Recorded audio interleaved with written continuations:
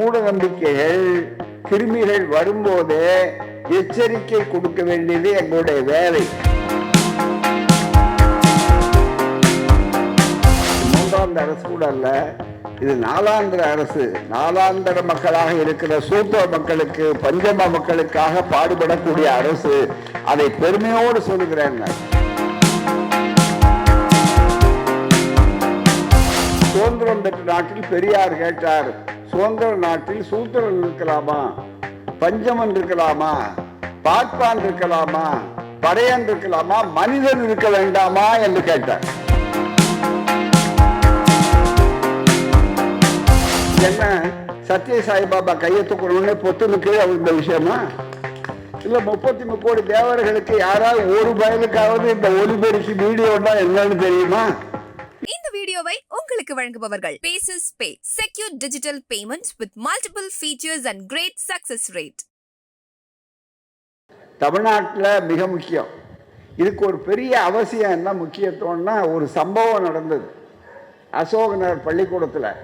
அந்த சம்பவத்தை விட்டு இன்னும் கொஞ்சம் வேற பரபரப்பாக ஏதாவது செய்தி சொல்ல போகிறாங்களான்னு நிறைய வந்திருக்கிறாங்க. மிக முக்கியமாக எங்களை பொறுத்தவரை என்றைக்கும் பரபரப்பே கிடையாது, ஒரே பகுத்தறிவு சிந்தனை தான். எங்களை பொறுத்தவரையில் இப்போ மாசு அவர்கள் கூட மருத்துவத்துறையில் அமைச்சர், இந்த பகுதியை சார்ந்தவர். அதே மாதிரி மற்றது எல்லாத்துக்கும் நடுமையமாக இருக்குது இந்த பகுதிகள்.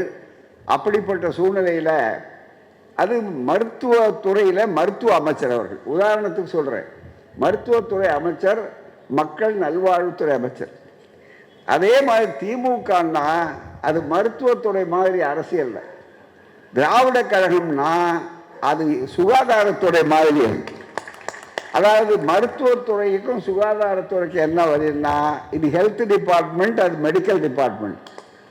இந்த ஹெல்த் டிபார்ட்மெண்ட் மெடிக்கல் டிபார்ட்மெண்ட்டில் என்னென்னா, ஹெல்த் டிபார்ட்மெண்ட்டு முன்னாலேயே வர்றதை தடுக்கிறது, வந்த பின்னாலே நோய்க்குரிய பரிகாரத்தை தண்டனையை கொடுத்து சிகிச்சை கொடுக்கறது மெடிக்கல் டிபார்ட்மெண்ட். மீறி வந்துருச்சு, அப்போ விட்டுற முடியுமா? முடியாது. அதுக்கு வேண்டிய காரியம் செய்யணும். அது மாதிரி தான் இந்த மூட நம்பிக்கைகள் கிருமிகள் வரும்போதே எச்சரிக்கை கொடுக்க வேண்டியது எங்களுடைய வேலை. அதைத்தான் தந்தை பெரியார் அவர்கள் ஆழமாக எடுத்து சொன்னார்கள். மிக முக்கியமாக இந்த நோய் நாடி நோய் முதல் நாட வேண்டும். அறிஞர் அண்ணா அவர்கள் சொன்னார்கள், தந்தை பெரியார் இந்த இயக்கத்தை பற்றி, அரசை பற்றி சொல்லும்போது சொன்னார்கள், என்னுடைய அரசு இருக்கிறத, இந்த அரசு தந்தை பெரியாருக்கு காணிக்கையாக்கப்பட்ட அரசு என்று சொன்னார். தந்தை பெரியாருக்கு காணிக்கை, பெரியாருடைய அரசு. அதே மாதிரி நம்முடைய முத்தமிழறிஞர் கலைஞர், நூற்றாண்டு விழா நாயகர் அவர்கள் தெளிவாக சொன்னார், என்னுடைய அரசு சாதாரண அரசு அல்ல. ஒருவர் எதிர்கட்சியில் இருந்த நண்பர் அன்றைக்கு பேசினார். என்ன பேசினார்னு சொன்னால், இது மூன்றாந்தர அரசு என்று ஆங்கிலத்தில் பேசும்போது சொன்னார்.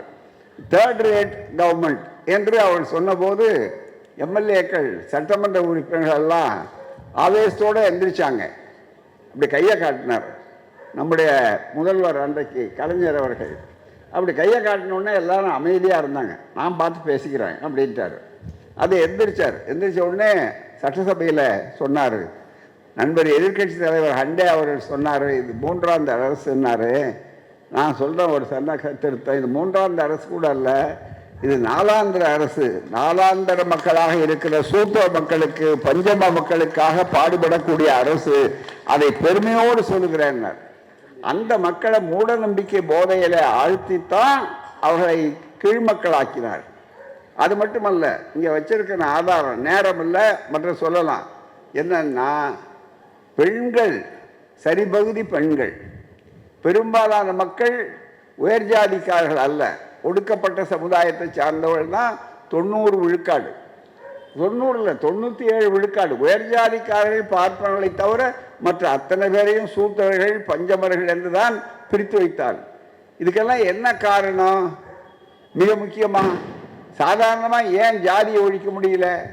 வேறு நாடாக இருந்தால், எந்த நாட்டில் சுதந்திரம் பெற்று 75 ஆண்டுகளுக்கு மேலே ஆகிவிட்டது, சுதந்திரம் பெற்றோம்னு சொல்லுகிறோம். சுதந்திரம் பெற்ற நாட்டில் பெரியார் கேட்டார், சுதந்திர நாட்டில் சூத்திரன் இருக்கலாமா, பஞ்சமன் இருக்கலாமா, பார்ப்பான் இருக்கலாமா, படையன் இருக்கலாமா, மனிதன் இருக்க வேண்டாமா என்று கேட்டார். வேற ஒன்றும் இல்லை. ஏன் வந்து மனுஷனில் பேதம் என்னையா? நாயை பொறுத்து குளிக்க நல்ல பெரிய அளவிற்கு நாயை வந்து மிகப்பெரிய அளவு கட்டி பிடிச்சி முத்தம் கொடுக்குறான், பூனையை கொஞ்சிறான். ஆனால் என்னுடைய சகோதரன் இருக்கான் பாருங்க, உழைத்து அவனுடைய உழைப்பு இல்லைன்னா இந்த நாட்டில் நாம் அவன் சேத்துல காலை வைக்கலைன்னா சோத்துல கை வைக்க முடியாது. நீங்கள் அவரை பார்த்து கீழ் ஜாதி, தொடாதே, நெருங்காதே, பார்க்காதே. என்ன கொடுமை! இவ்வளவுக்கு என்ன காரணம்? கடவுள். இவ்வளவுக்கு என்ன காரணம்? போன ஜென்மத்தில் நீ செய்த பாவம். இப்படி சொல்றான். இதையெல்லாம் தோலை உரிச்சவர் தான் தந்தை பெரியாரும் சுயமரியாதை. இன்னைக்கு மக்கள் மத்தியில் வந்தாச்சு மிகப்பெரிய அளவுக்கு. இங்கே அழகா சொல்லிட்டார் தீபக் அவர்கள் சொன்னார். நான் அந்த கருத்தை நினைச்சிட்டு இருந்தேன். மாற்றுத்திறனாளிகள்ங்கிற பெயரை ரொம்ப அழகா கொடுத்தார் நம்முடைய கலைஞர் அவர்கள். அதுக்கு முன்னால் ஊனமுற்றோர்னார். யார் ஊனமுற்றோருங்கிற விஷயம் இருக்கு பாருங்க. எல்லாரும் பார்த்தீங்கன்னா அதை அழகாக விளக்கி சொல்லிட்டார். படித்தவன் முன்னால் தெரியாத விஷயம் இதெல்லாம் எல்லாம் ஊனம்தான், அதில் ஒரு சந்தேகமே இல்லை. அது அறிவில் மிகப்பெரிய பலகீனம் மிக அளவுக்கு. அதை ரொம்ப அழகாக விளக்கமாக சொன்னார். அதனால் பார்வையற்றோர்னு சொல்கிறதுல கூட நமக்கு வித்தியாசம் இருக்குது. ஏன்னா இன்னைக்கு பல விஷயங்கள் கண் இருக்கிறவன் பூரா சரியாக பார்க்கறது இல்லை. அதுதான் மிக முக்கியம். பார்வையற்றோர்னா ரொம்ப பேர். ஏன்னா தின்னம் ஒன்றுமே இல்லை, கொழுக்கட்டையை பிடிச்சி வைக்கிறான். அது இவ்வளோ பெரிய போயிட்டு இத்தனை டன் கொழுக்கட்டை அப்படின்னா சாப்பிட்டா நல்லது தான். அதில் கடவுள் சாப்பிட்டாருன்னா ரொம்ப மகிழ்ச்சி தான். உண்மையாக சாப்பிட்றாருன்னு சொல்லுங்கள், நாங்களும் கொழுக்கட்டை வைக்கிறோம், அது ஒரு சந்தேகமே இல்லை. மனுஷன் சாப்பிட்றானா கடவுள் சாப்பிட்றாங்களா? இப்போ திடீர்னு கொஞ்ச நாளைக்கு முன்னால் பெரியார் மேளாவை வடகுலத்தில் காஞ்சிராம் கொண்டாடினார். மிக முக்கியமாக எல்லாரும் போயிருந்தோம். அங்கே அந்த நேரத்தில் அந்த செய்தி இந்தியா பூராவிலையும் வருதுன்னு அதை திருப்பி வரணும். என்ன செய்யலாம்னா திடீர்னு ஒரு மாற்றை கண்டுபிடிக்கணும்னு சொன்னான். அதுக்காக நம்ம பிள்ளையார் பால் குடிக்கிறார்னு உடனே கொண்டு வந்து இப்படி காட்டினேன். களிமண் முன்னால் வச்ச உடனே கொஞ்சம் இருக்கிற மாதிரி. அப்புறம் உங்களுக்கு ஞாபகம் இருக்கும், நாங்கள் தான் தமுக்க கட்டிக்கிட்டு சும்மா இப்போ மட்டும் அந்த வேலை செய்யலை, எவ்வளோ காலமாக இந்த வேலையை செஞ்சுட்டு இருக்கோங்கிறது அடையாளம். ஒரு தமுக்க கட்டிக்கிட்டு மேலே கடைசியில் போட்டுக்கிட்டு இந்த 14 மாடி கட்டடத்துக்கு முன்னால் எல்ஐசிக்கு முன்னாலேயே அந்த தமுக்க அடித்து சொன்னோம், 1 லட்சம் ரூபா பரிசு கொடுக்குறோம். பிள்ளையார் கூட ஆமாம் 96 அவரே வருஷம் சொல்கிறார். அதுதான் மிக தலைவர் வரிசையாக இந்த வேலையை இப்போ செய்யலை, நாங்கள் திடீர்னு செய்யலை, தொடர்ந்து இந்த வேலையை தான் செஞ்சுருக்கோம். அதனால தான் நம்ம பேருக்கு அறிவு வளங்களுக்கு பகுத்தறிவு. அதனால தான் இது பெரியார் மண். என்ன செஞ்சோம், காவிய மண்ணை ஆக்க முடியாத காரணம் என்ன? மோடி ரோட் ஷோ வந்தார். நீங்கள் பார்த்தீங்கன்னா தேர்தல் நேரத்தில் ரோட் ஷோ, வடநாட்டில் காட் ஷோ, எல்லா ஷோவும் நோ ஷோ, அவ்வளோதான். தவிர கடைசியில் ஒன்றும் இல்லாத ஆகக்கூடிய அளவுக்கு வந்ததுன்னா என்ன காரணம்?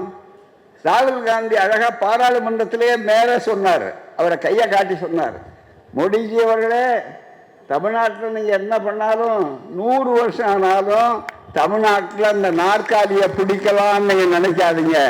காரணம் அது பெரியார் மண், திராவிட மண். அந்த திராவிட மண்ணை உங்களால் அசைக்க முடியாது என்று எடுத்து சொன்னார். அது காரணம் இந்த பகுத்தறிவு பூமி. உடனே சொன்னோம், 1 லட்ச ரூபா கொடுக்குறோம், கொண்டு வந்து கொடு, பிள்ளையார் ஒன்றா 1 லிட்டர் பாலை வைக்கிறோம், பால் குடிக்கட்டும். அதுதான் மிக முக்கியம். தெளிவாக நினைத்து பாருங்கள். அப்படி மூட நம்பிக்கையை ஒழித்து இன்றைக்கு அறிவு இருக்கிற காரணத்தால் தான் மக்கள் சமத்துவமாக நினைக்கிறோம் மிகப்பெரிய அளவுக்கு. இன்னைக்கு உலகம் பூரா இருக்கிற கட்டிக்காரர்கள் பூரா யாரு? தமிழ்நாட்டிலிருந்து படித்த பிள்ளைகள் தான். இன்னைக்கு எந்த ஊனமும் கிடையாது, எந்த சங்கடமும் கிடையாது. மிக முக்கியமாக இன்னும் கேட்டால் இந்த அவர்களுக்கு நல்ல பெயரை கொடுத்தாரு. இதில் மட்டும் இல்லை, எங்கெங்கெல்லாம் அவர்களுக்கு மன குறைபாடு, அந்த இன்ஃபீரியாரிட்டி காம்ப்ளெக்ஸ் சொல்கிற மாதிரி நமக்கு மனசு அளவில் பாதிப்பை ஏற்படுத்த முடியுமோ அந்த பாதிப்பு பேரெல்லாம் வச்சு நம்ம உருப்படக்கூடாதுன்னே வச்சான் மிகப்பெரிய அளவுக்கு. சூத்திரன்னா என்ன? பெரியார் வர்றதுக்கு முன்னால், இந்த இயக்கம் வர்றதுக்கு முன்னால், இந்த சுயமரியாதை இயக்கம் 100 ஆண்டுக்கு முன்னால் வர்றதுக்கு முன்னால் இது என்ன சூத்திரன்னா ஏதோ கௌரவப்பட்ட மாதிரி நினச்சான். பழைய ராவ் பகதூர், திவான் பகதூர் மாதிரி இப்போ இருக்கிற மாதிரி பத்மபூஷன் பட்டமா. அது சூத்திரன்னா மனு தர்மத்தில் என்ன எழுதி வச்சிருக்கிறா? மிக முக்கியமாக சூத்திரன் என்றால் பார்ப்பானுக்கு வைப்பாட்டி மகன் கீழ்ஜாதிக்காரன்னு சொல்லக்கூடிய அளவிற்கு வந்திருக்கிறது. அதுக்கு என்ன காரணம்? நீ எல்லாம் கீழ்ஜாதியா? என்ன காரணம்? போன ஜென்மத்தை செய்த பாவம் என்று சொல்லி ஏமாத்தினால்தான் மோட்சம் நரகங்கள்லாம் பித்தலாட்டம் என்பதை மக்கள் மத்தியிலே சொன்னோம். மிக முக்கியமாக அதுக்காக அவன் கண்டுபிடிச்சது தான். அதை இந்த அரசாங்கத்தில் இன்றைக்கு வளர்ந்திருக்கிற காலத்தில், அதுவும் அரசியல் சட்டம், இந்த அரசியல் சட்டத்தில் 51A என்ற பிரிவில் இன்றைக்கு எடுத்து சொன்னாங்க பாருங்க. மிக முக்கியமான எடுத்து சொல்லக்கூடிய அளவில் ஆதாரபூர்வமாக எடுத்து பாருங்க. மிக முக்கியமாக இருக்கக்கூடியதில் சொன்னார்கள் இங்கே ஃபண்டமெண்டல் டியூட்டிஸ். எனக்கு முன்னால் பேசுகிற அத்துணை தோழர்களும் விளக்கம் சொன்னார்கள். ஃபண்டமெண்டல் டியூட்டிஸ், அடிப்படை கடமை. இதை நாங்கள் செய்கிறோம், எல்லாரும் செய்கிறோம். இதுபடி சாதாரணமல்ல, கட்சி இல்லை, ஜாதி இல்லை, பஞ்சாயத்து தலைவர்லேருந்து நாடாளுமன்ற குடியரசுத் தலைவர் வரையில் இந்த அரசியல் சட்டத்தின் மீது தான் பிரமாணம் எடுத்துக்கொண்டிருக்கிறார். பிரதமராக இருந்தாலும் யாராக இருந்தாலும் அப்படி பிரதமர் எடுத்துக்கொண்டிருக்கிறதுல it shall be the duty of every citizen of India. ஒவ்வொரு குடிமகனுக்கும் கடமை, அடிப்படை கடமை, வெறும் கடமை இல்லை, அடிப்படை கடமை என்று சொல்லக்கூடியதில் வந்ததில் நிறைய இருக்கிறதுல 2 விஷயம் என்னன்னா, டு டெவலப் சயின்டிஃபிக் டெம்பர், அறிவியல் மனப்பான்மை, ஹியூமனிசம், அதுதான் மனித நேயம், ஹியூமனிசம், அதோட ஸ்பிரிட் ஆஃப் என்கொயரி, ஏன் எதற்கு எப்படி என்று கேட்க வேண்டும். அதுதான் கேள்வி கேட்கிற மனப்பான்மை. அதை தான் ஒருத்தன் வளர்ன உடனே எடுத்து கேட்டார் பாருங்க ஒரு ஆசிரியர். அவர் மாற்றுத்திறனாளின்னு சொன்னா மற்ற எல்லாரோட அவர் தான் புத்திசாலியாக இருந்திருக்கிறாரு, துணிச்சலாக இருந்திருக்கிறாருன்னா 1000 பாராட்டுகள் அவருக்கு சொல்லுகிற இந்த கூட்டத்தில் எல்லாரும் பலமா கைதட்டுங்க. அதுதான் மிக முக்கியமானது. அப்படிப்பட்ட ஒருவருக்கு அந்த உணர்வுகள் இருந்தன மிகப்பெரிய அளவுக்கு. அதனாலதான் ஸ்பிரிட் ஆஃப் என்கொயரி, கேள்வி கேட்கணும். கேள்வி கேட்டதுனால தான் இதெல்லாம் வந்திருக்கு. இதான் இங்கே ஒலிபெருக்கி முதல்ல சாதாரண அவர் சொன்ன மாதிரி சத்தம் சைகைன்னு இருந்தது, அப்புறம் பேச்சு வந்தது. இன்னைக்கு ஒலிபெருக்கி இதோ இப்போ வீடியோ எடுக்கிறாங்க, உலகம் பூரா இப்போ கேட்டுக்கிட்டு இருக்காங்க. பல நாடுகளில் ஒரே நேரத்தில் பெரியார் வலைக்காட்சி அதை ஒளிபரப்புது. அமெரிக்காவில் இருக்கிற உட்காந்து கேட்குறாரு, சிங்கப்பூரில் இருக்கிறவர் கேட்குறாரு, சீனாவில் இருக்க கேட்குறாரு இந்த கூட்டத்தை. அதுதான் மிக முக்கியம். அப்போ பேசுகிறத கேட்குறாருன்னா இது என்ன சத்ய சாய்பாபா கையை தூக்கணும்னு பொத்துனுக்கு இந்த விஷயமா? இல்லை 33 கோடி தேவர்களுக்கு யாராவது ஒரு பயலுக்காவது இந்த ஒலிபெருக்கி வீடியோன்னா என்னன்னு தெரியுமா? இப்போ அப்படி இல்லையா, மாரியாத்தாளை கூழ் போட்டால் கூட வீடியோ வந்துருச்சான்னு போட கேட்குறாங்க. நம்மால் போகல. மிகப்பெரிய அளவுக்கு அறிவியலை இன்னைக்கு மூட நம்பிக்கை பரப்புறதுக்கு அறிவியலை பயன்படுத்துகிறாங்க. அதனால தான் பொதுச் செயலாளர் சொன்னார், ஊடகவியலாளர்களே தயவு செய்து உங்கள் தொலைக்காட்சி ஊடகங்களில் அறிவியலை பயன்படுத்துங்க, அறிவியலுக்கு விரோதமாக விஞ்ஞானத்தை பயன்படுத்தி மூட நம்பிக்கைகளை பரப்பாதீங்க என்று சொன்னார். ஸ்பிரிட் ஆஃப் என்கொயரி, 2வது கேள்வி கேட்கிற மனப்பான்மை, அண்ட் ரிஃபார்ம், ரொம்ப மிக முக்கியமா சீர்திருத்தம். இது மற்றவர்களுக்கு மட்டும் இல்லை, கீழே இன்னொரு திருத்தம் பண்ணாங்க. இதுக்கு அடுத்தது இந்த திருத்தத்தை நல்லா தெரிஞ்சுங்க. வழக்கறிஞர்கள், சட்டம் படித்தவர்கள், விவரம் தெரிஞ்சவர்கள் ஏராளமாக இருக்கிற அறிவார்ந்த அரங்கம். இந்த அரங்கத்தில் இவர்கள் தெரிந்து கொள்ளணும் என்னன்னா, இதில் கடைசியாக ஒரு பகுதி எல்லாரும் இதை பற்றி தான் நம்ம பேசுவாங்க. தெரிந்து கொள்ள வேண்டிய செய்தி இருக்கு. அரசியல் சட்டப்படி நம்ம சொல்கிறோம். இது யாரும் சொந்த விருப்பு வெறுப்புகளை பொறுத்து அல்ல. கடைசியாக ஒரு பகுதியை சேர்த்தாங்க புதுசாக. என்னன்னா, பள்ளிக்கூடத்தில் நல்ல கவனிங்க. இது இப்போ நமக்கு முக்கியம். இந்த கூட்டத்தினுடைய ஏன் இந்த சூழ்நிலை எப்படிப்பட்டதுங்கிறத புரிந்து கொள்ளணும்.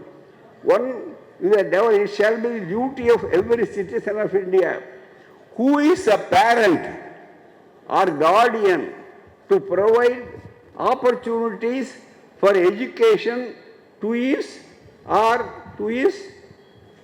child, or as the case may be, a ward between the age of 6 and 14 years. ரொம்ப முக்கியமான பகுதி இது. அதாவது 6லிருந்து 14 வயசு வரையில் இருக்கிற குழந்தைகளுக்கு பள்ளிக்கூடத்தில் எல்லாவற்றையும் சொன்னால் கல்வியை கொடுக்கணும். அந்த கல்வி எப்படி இருக்கணும்? அறிவியல் சார்ந்த கல்வியாக இருக்கணும். இந்த இடத்துல எப்படி ஊடுருவி இருக்கிறா பாருங்க, மிகப்பெரிய அளவுக்கு. இங்கே பெரிய பிரச்சனை என்னன்னா, மாற்றுத்திறனாளியை அவர்கள் கொச்சப்படுத்தி பேசக்கூடிய அளவுக்கு அவர் அந்த சம்பவம் நடந்திருக்கு சொன்னார். மிக முக்கியமாக மிகப்பெரிய அளவுக்கு அதில் ஒரு மோசடி பேர் வைத்துக் கொண்டது மட்டுமல்ல, இன்னும் பல்வேறு சங்கதிகள் பூரா பார்த்தீங்கன்னா மிகப்பெரிய அளவுக்கு. நான் தனிப்பட்ட யாரையும் அதை பற்றி பேசுறதில்லை, ஆனால் வியாபாரி மிகப்பெரிய அளவுக்கு. இவர் வந்து பார்த்தீங்கன்னா பெரிய மோட்டிவேஷனல் ஸ்பீக்கர். என்ன மோட்டிவேஷன் இவருக்கு என்ன எண்ணம் இருக்கு? மிகப்பெரிய அளவுக்கு பார்த்தா கடவுள் வந்து அப்படியே நேராக பேசினார். ரொம்ப மிக முக்கியமாக அதே மாதிரி நம்ம ஊரில் இந்த சாமியார்களுக்கு பஞ்சமே இல்லை. திடீர்னு பார்க்கணும்னா சாமியார் ஆகிறதுக்கு எந்த தகுதியும் கிடையாது, எந்த தேவையும் கிடையாது. எந்த முன்னிலை வேணும்னா படிக்கணும்னா டாக்டர் ஆகணும்னா இப்போ நீட் தேர்வு உயிரை வாங்கிட்டு இருக்கிற ஒன்று சுலபமாக ஆக முடியாது. வக்கீலாகணும்னா படிக்கணும், அதே மாதிரி மற்றதுக்கு படிக்கணும். நம்ம ஆள் தான் சாமியார் ஆகணும்னு சொன்னால் அதுக்கு எதுவும் தேவையே கிடையாது. அதுவும் நம்ம ஊரில் 1-2 நமக்கு விதிவிலக்காக இருப்பாங்க. பொதுவாக பார்த்திங்கன்னா சட்டையை கட்டி போட்டால் சாமியார் தான், காவியை போட்டால் சாமியார் தான். அதில் பார்த்திங்கன்னா கொஞ்சம் வேட்டியையும் அவர்கள் எடுத்துட்டாருன்னா கோவனாண்டி சாமியார், அதுக்கு உள்ள அதுவும் இல்லைன்னா வடநாட்டு சாமியார், அவ்வளோதான். மிகப்பெரிய அளவுக்கு இந்த ஊரில் பார்த்திங்கன்னா அந்த மாதிரிலாம் நடக்க விட மாட்டோம். மிகப்பெரிய அளவு தமிழ்நாட்டிலேயே அவங்களுக்கு தெரியும், வடநாட்டில் நிறையா இருப்பான் பெரிய அளவு கும்பமேளா அப்படின்னு. எப்படிப்பட்ட ஒரு மண்ணில் கொண்டு வந்து இந்த காலத்தில் பிறப்பை பற்றி சொல்லி அவருடைய பிறவி என்ன காரணம்னு சொன்னால் அது போன ஜென்மத்தில் செய்த பாவம். பெண்களை பார்த்து சொல்கிறாங்க, சகோதரிகள் இங்கே இருக்காங்க, தாய்மார்கள் இருக்காங்க, என்ன பேசியிருக்காருன்னா அந்த குறிப்பாக ஏன் இந்த வழக்கு போட்டிருக்காங்க, அரசாங்கத்துக்கு என்ன வேலை இல்லையா, நடவடிக்கை எடுக்குன்னு எத்தனை பேர் எவ்வளவு பெரிய கூக்குரல் கிளம்பிச்சு. சாதாரண மாற்றுத்திறனாளிகளை மட்டும் அவர்கள் கொச்சைப்படுத்தல. நண்பர்களே, நீங்கள் நினைத்து பார்க்கணும், அரசாங்கம் எடுத்த நடவடிக்கைகளுக்கு 1000 பாராட்டுகள் போற்றுதல்கள். இது மாதிரி முளையில கிள்ளி அறியணும். அது அந்த கிருமி எங்கே இருக்கோ அங்கே வரணும். தந்தை பெரியார் அவர்களை பற்றி அறிஞர் அண்ணா சொன்னார், பெரியாரின் போர் முறை வித்தியாசமானது. மற்றவர்களுடைய போர் முறைக்கும் பெரியாருடைய போர் முறைக்கும் வேறுபாடு உண்டு. என்ன வேறுபாடு? மற்றவர்களுடைய போர் முறை கண்ணுக்கு எதிரில் இருக்கிற படையோடு தான் போராடுவாங்க, மற்றவர்களுடைய போர் முறை வரலாற்றில். ஆனால் பெரியாரின் போர் முறை இருக்கிறத அது அப்படி அல்ல. அதுக்கு மாறா மூலபலம் எங்கே இருக்கிறது என்று தெரிந்து அதை முறியடிப்பதுதான் பெரியாரின் போர் முறை. இது அண்ணாவுடைய ஆழமான கருத்து. அதுதான் அந்த மூலபலம் எங்கே இருக்கு. இந்த மூட நம்பிக்கை, அந்த மூட நம்பிக்கையை சின்ன வயசுலேயே விதைக்கக்கூடாது. அரசியல் சட்டம் அதுவும் பள்ளிக்கூடத்தில் சொல்லி கொடுக்கும்போது அங்கே வந்து யாரோ சொல்லி ஏமாந்து போய் என்ன காரணத்தினால உள்ளே விட்ட உடனே அங்கே சில பேர் ஆதரவு அதில் வந்து உட்கார்ந்து கொண்டு பேசும்போது இந்த மாற்றுத்திறனாளிகளை பற்றி மட்டும் பேசலை, மற்ற நண்பர்கள்லாம் சொன்னதை எனக்கு எடுத்து சொல்லி ஆதாரங்கள் நான் பார்த்தேன். தொலைக்காட்சிகளில் நிறைய செய்திகளை எடுத்து போடுறாங்க. அதில் ஒன்று, பெண்களே நீங்கள்லாம் அழகா இல்லை அப்படின்னு நீங்கள் நினைக்கிறீங்கன்னா நீங்கள் அழகாக இருக்க மாட்டீங்க. ஏன்னு கேட்டால் உங்கள் பாவம், உங்கள் பிறவி எப்படியோ அதுபடி தான் இருக்க முடியுமே தவிர நீங்கள் அழகாக இருக்க முடியாது. அவரவரை அழகில்லாத தான் இருப்பீங்க. அழகில்லாத காரணம் நீங்கள் அல்ல, உங்கள் ஜென்ம பூர்வ பயன், உங்கள் பிறவி பயன் அப்படின்னு சொன்னால் என்ன அர்த்தம்? தயவுசெய்து நீங்கள் நினைத்து பார்க்கணும். தந்தை பெரியார் தான் சொன்னார். அழகுங்கிறதுக்கு பெரியார் சொன்ன விளக்கம் இருக்கு பாருங்க. உலகத்தில் இதுவரையில் எந்த ஒரு சிந்தனையாளரும் அப்படி சொன்னதே கிடையாது. அழகுங்கிறதுனா எல்லாரும் என்ன பண்ணாங்க, ஒப்பனை அப்படிங்கிறது தான் இதுவரையில் எல்லாரும் சொல்லுவோம். அழகுன்னா ரொம்ப அழகாக இருக்காரா அப்படின்னு நம்ம அழகு சொல்லுவோம். பெரியார் மானமும் அறிவும் மனிதருக்கு அழகு. மனுஷன்னு ஒருத்தர் இருந்தா அவன் அழகா இருக்கிறானா என்ன அடையாளம்னா மானமும் அறிவும். மானமும் அறிவு இருக்கிறதுனால தானே தீபக் இவ்வளவு விஷயத்த சொன்னாரு, மிக முக்கியமா. ஆகவேதான் நண்பர்களே, 51A என்ற அரசியல் சட்ட பிரிவு இருக்கிறது. அறிவியல் மனப்பான்மை, மனித நேயம், மிக முக்கிய ஹியூமனிசம், மனித நேயம், கேள்வி கேட்கிற மனப்பான்மை, சீர்திருத்தம், மாற்றம், இவைகளை உண்டாக்குவது என்பதுதான் என்னுடைய நோக்கம். அதை செய்கிற தமிழ்நாடு அரசுக்கு எங்களுடைய மிகுந்த பாராட்டுகள், நன்றி. அண்மையில் கூட நம்முடைய மருத்துவத்துறையில் ஒரு பெரிய சிறப்பு என்னன்னா, எங்கே பார்த்தாலும் சாதாரண மருந்து வாங்க முடியாத முதியோர்கள் இருக்காங்க. அவர்களுக்கெல்லாம், அந்த முதியோர்களுக்கெல்லாம் இன்னைக்கு ரொம்ப அரசே அந்த மிகப்பெரிய அளவுக்கு தனித்தனியே குறைந்த விலையில ஒரு பெரிய வாய்ப்பு கொடுத்து ஒரு திட்டத்தை நம்முடைய அமைச்சர்கள் சொல்லி முதலமைச்சர் அறிவிச்சாரு. இன்னைக்கு எங்க பார்த்தாலும் பெரிய அளவிற்கு பார்மசிகள் தொடங்கி மருந்தகங்கள் மிகப்பெரிய அளவுக்கு வந்திருக்கிறாங்க. ஆகவே ஒவ்வொரு துறையிலும் வாய்ப்பு இல்லாதவர்களுக்கெல்லாம் வாய்ப்பை உண்டாக்குறது தான் இது முக்கியமே தவிர, வாய்ப்பு இருக்கிறவர்களையே வாய்ப்பு இல்லாதவர்களா ஆக்குவது என்ற பிரச்சாரம் செய்தால் அதை ஒருபோதும் அனுமதிக்க கூடாது. ஊடக தோழர்களுக்கு, ஒத்துழைத்த காவல்துறையினருக்கு, சிறப்பாக இவர்களுக்கெல்லாம் வழிகாட்டிய வந்து சிறப்பித்த மாண்புமிகு அமைச்சர்களுக்கு, இயக்க தோழர்களுக்கு, அனைத்து கட்சி தோழர்களுக்கு நன்றி தெரிவித்து விடைபெறுகிறேன். வணக்கம். இந்த வீடியோ உங்களுக்கு பிடிச்சிருந்தா லைக் பண்ணுங்க, ஷேர் பண்ணுங்க, கமெண்ட் பண்ணுங்க. மறக்காம OH தமிழ் சேனலுக்கு சப்ஸ்கிரைப் பண்ணுங்க.